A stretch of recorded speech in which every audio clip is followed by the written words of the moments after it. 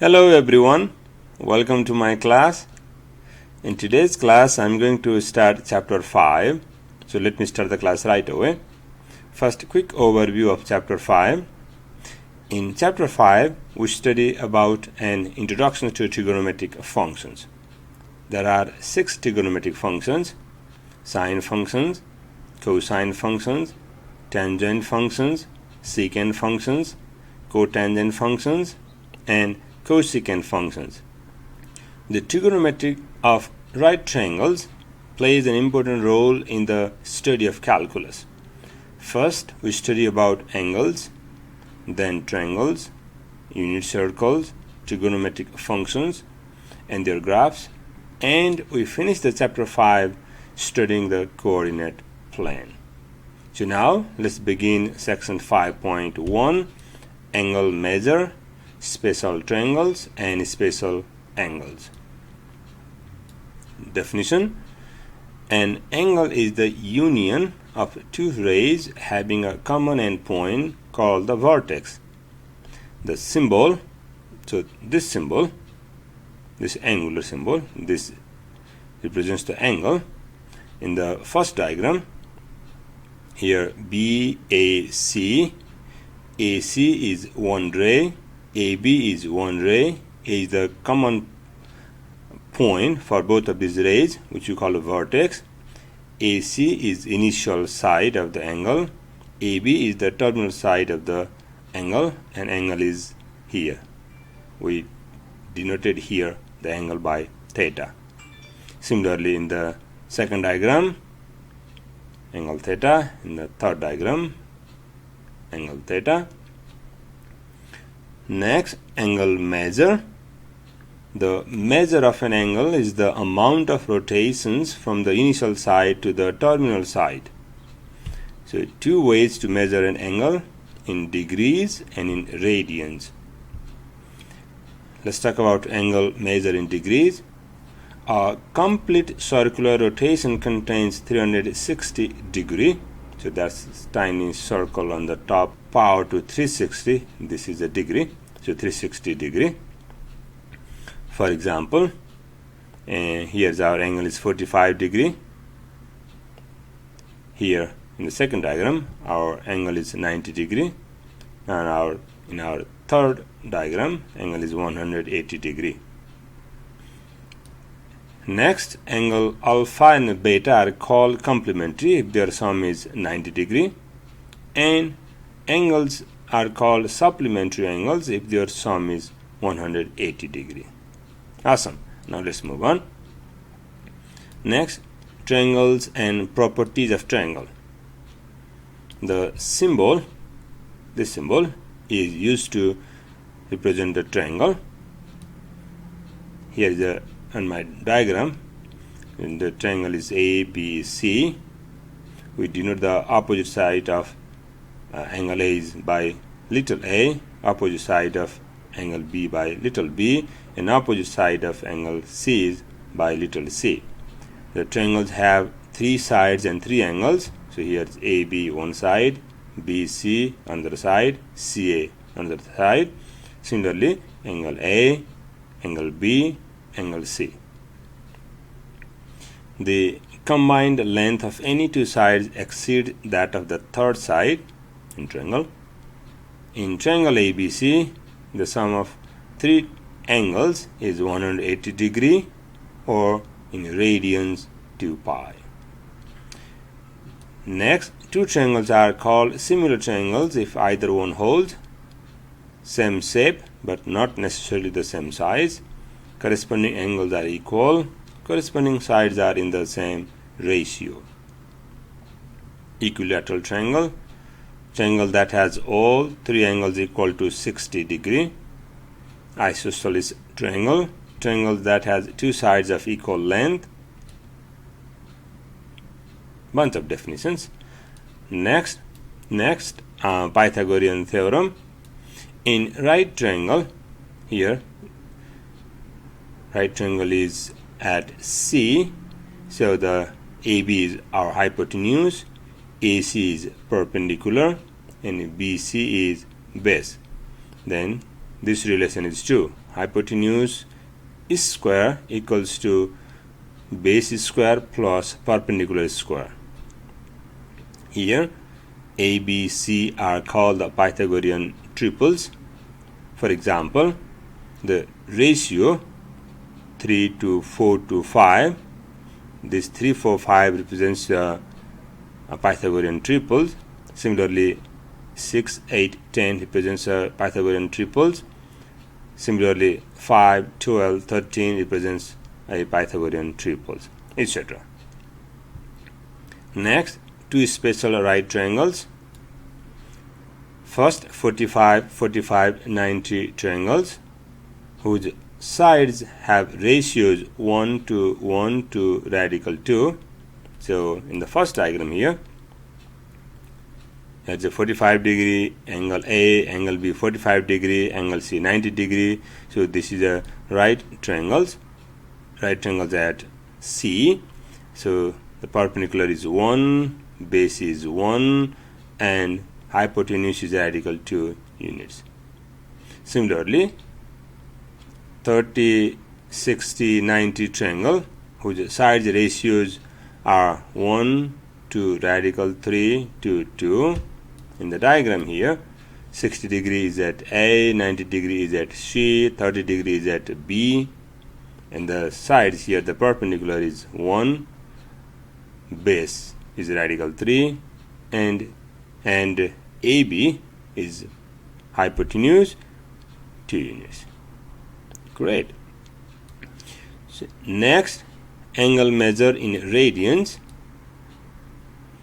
Consider a circle of radius r in xy plane with its center at the origin. So in the diagram here, we have a circle of radius r whose center is at origin. So this side is r, this side is r. Then 1 radian. So I'm talking this angle theta. This is 1 radian. This is the measure of central angle whose arc length, this red part, arc length is equal to the radius. So 1 radian is the measure of central angle whose arc length is equal to the radius. So then it turns out that 1 radian equals to 180 degree over pi. The next formula to find the length of this arc length L, the formula is L equals to r times theta. R is radius, theta is the central angle. Similarly, the area of this circular sector is the formula area equals to 1/2 r square theta. Theta in radians. I hope this makes sense to you all. Now let's do some example. Here example 1, find the arc length and the area of the circular sector with theta equals to 5 radian and r is 45 m. Solutions. So the arc length, by here is a formula, L equals to r times theta. R is 45, theta is 5, so 45 times 5, it turns out that 225 meter. I hope this computation makes sense to you all. Next, area, which is by formula. Next, area. So the formula is A equals to 1/2 radius square times the central angle. So 1/2 r is 45, so 45 is square times theta is simply 5. Then it turns out that 5062.5 square meter. So this is the area of this shaded part. I hope this makes sense to you all. Now let's move on. Next, conversion between degree and radians. To convert the radians to degrees, multiply radians by 180 degree over pi. And to convert degrees into radians, multiply degrees by pi over 180 degree. Awesome. And here is a chart. Pi over 6 means 30 degree, pi over 4 means 45 degree, pi over 3 means 60 degree, pi half is 90 degree. Similarly, pi means 180 degree, 3 pi over 2 is 270 degree, and so on. Awesome. Now let's move on. Example 2. Convert each degree measured to radians and radian measured to degrees. So let's convert 45 degree into radians. So our formula is to convert degrees to radians, we need to multiply degrees by pi over 180 degree, then it turns to the radians. So now here 45, so let's multiply by pi over 180 degree, then simplify, it turns out to be pi 4th radian. B, let's convert 270 degree into radians, multiply 270 degree by pi over 180 degree, it turns out that 3 pi over 2 radian. Part C, convert pi over 4 radian into degree. To convert radian into degree, multiply radians by 180 degree by pi. So then pi cancels. Here's 4 cancel 180 by 45. So our answer is 45 degree. So yes, pi 4th is 45 degree. Awesome. Next, let's convert 5 pi over 6 into degree. So multiply 5 pi over 6 by 180 degree over pi. Then it turns out that 150 degree. Awesome. Let's move on. Next, let's talk about a coterminal angle. Coterminal angles differ by 360 degree or 2 pi radians, which share the same terminal side. So the formula, coterminal angle equals to given degree plus 360 degree times n. I'm giving this formula in terms of degree. We can easily convert this to the pi also. And here n is any integer, either positive or negative. Quick example, example 3, 20 degree and 380 degree are coterminal angles. Since 380 degree equals to the 20 plus 360 degree. Here I picked n equals to 1. Next, let's scroll down. 60 degree and negative 300 degree are coterminal angles, since 60 degree equals to negative 300 degree plus 360 degree. We subtract, it turns out the 60 degree here. Great. Similarly, negative 45 degree and 315 degree are coterminal angles, since 315 degree equals to negative 45 degree plus 360 degree. Similarly, negative 45 degree and negative 405 are coterminal angles. By the way, 3 pi over 4, 3 pi over 4 plus 2 pi, that is 11 pi over 4, and you add again 2 pi, 19 pi over 4 are all coterminal angles. I hope it makes sense to you all. Now let's move on. Awesome. Now let's move on. So next, angular and linear velocity. Velocity is the rate of change in positions over a given period of time, and linear velocity is the velocity of objects in a straight line, and angular velocity is how much the particle rotates per time. So we denote the angular velocity by omega. So omega equals to theta over t. We denote linear velocity by v. V equals to arc length over t. We know the arc length equals to r times theta. So the next step here, v equals to r theta over t. And we know theta over t is omega. Then linear velocity in terms of angular velocity turns out to be v equals to r times omega. Awesome. Now with this formula, let's compute linear velocity and angular velocity in the next example. Example 4.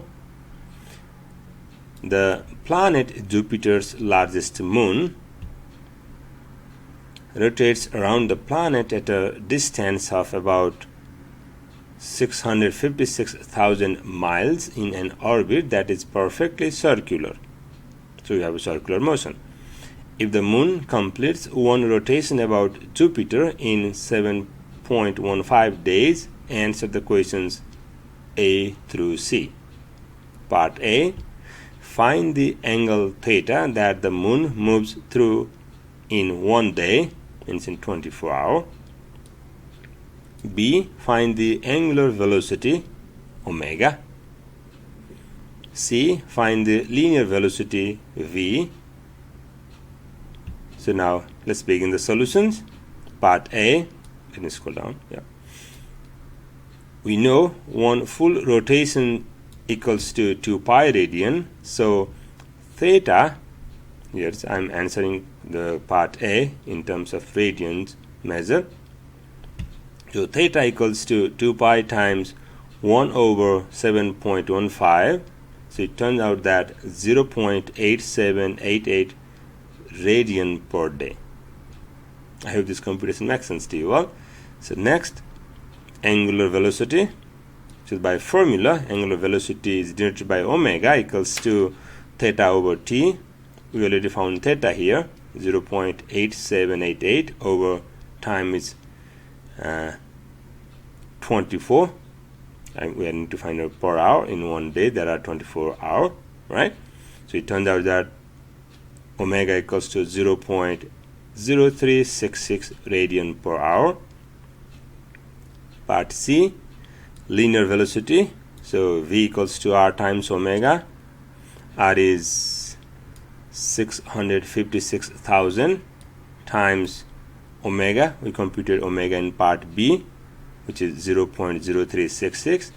Multiply. It turns out that this number, but its unit is mile per hour.